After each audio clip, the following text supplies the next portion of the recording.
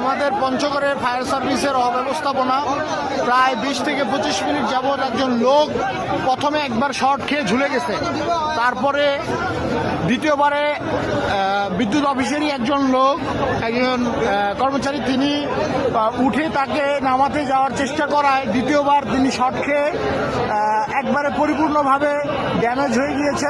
ওনার রক্ত শরীর থেকে ব্লিডিং হচ্ছে প্রচণ্ড পরিমাণে। উনি তো আগেই প্রথমবারই বেহুশ হয়ে রয়েছে এবং দ্বিতীয়বারে যখন তাকে বিদ্যুৎ অফিস থেকে একজন লোক উদ্ধার করতে উঠে, তখন দ্বিতীয়বারে তিনি দ্বিতীয় দফায় শর্ট সার্কিটের মাধ্যমে ওনার শরীরের রড ছিঁড়ে গিয়ে ব্লিডিং হচ্ছে। আমরা আপনাদেরকে দেখাচ্ছি। কিন্তু প্রথম শর্টের সময় তারা বিদ্যুৎ অফিসের এই যে অব্যবস্থাপনা, এই যে বিদ্যুৎ অফিস থেকে তারা তাদের একজন লোক, বিদ্যুৎ অফিসেরই লোক, তারা কারেন্টের পিলারে কারেন্টের কাজ করার জন্য আসছে, এসে তারা বিদ্যুৎ নেই বিধায় শিওর হয়ে গিয়েছে। কিন্তু বিদ্যুৎ অফিস থেকে কিভাবে এই লাইনে কারেন্ট দেওয়া হলো, কিভাবে তাদেরই একজন সহকর্মী কিভাবে এইখানে প্রায় মৃত অবস্থায় তাকে দেখা যাচ্ছে, তার কোনো নড়াচড়া নেই, কিভাবে এই ধরনের কার্যক্রম তারা করতে পারে, তাদের কতটা অনিয়ম থাকলে তারা এই ধরনের কাজ করতে পারে, একবার ভেবে দেখুন। তারপরে দ্বিতীয় দফায় যখন প্রথম দফায় শর্ট সার্কিট হওয়ার পরে থানায় এবং ফায়ার সার্ভিসকে জানানো হয়। ফায়ার সার্ভিসকে জানানোর পরেও ফায়ার সার্ভিস 1 থেকে 1.5 কিলোমিটার রাস্তা আসতে, পঞ্চগড় বাজারে ব্যারিস্টার ফায়ার সার্ভিস থেকে ধাক্কা মারা আসতে ফায়ার সার্ভিসের মোটামুটি 20 মিনিট লেগে গেছে।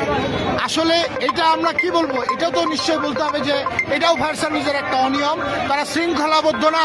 মাত্র 1.5 কিলোমিটার রাস্তা আসতে 20 মিনিট লাগে। দ্বিতীয় দফায় একজন লোক এখানে শর্ট সার্কিটের মাধ্যমে ব্লিডিং হচ্ছে, তিনি এক প্রকার মৃত বলা চলে। আমরা এখন পর্যন্ত জানি না, এক প্রকার মৃত অবস্থায় আছে। এখন তারা আসার পরেই কার্যক্রম শুরু করছে, আরো 5 মিনিট পরে।